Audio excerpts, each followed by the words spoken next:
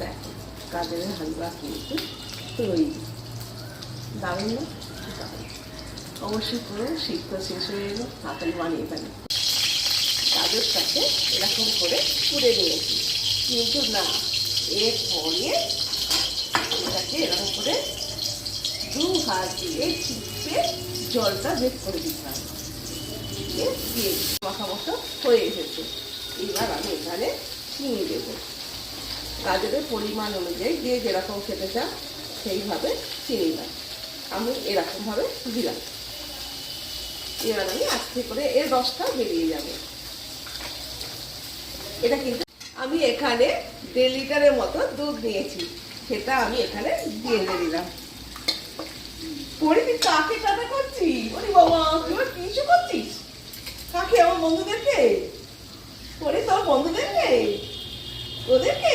ও বাবা, দেখো পরে কিন্তু তোমাদেরকে কিস দিয়ে চলে গেল। কিসটা কি আমি জানি না। যাবে শুকা শুকা ভাব আসবে, জল জল ভাবটা কেটে যাবে।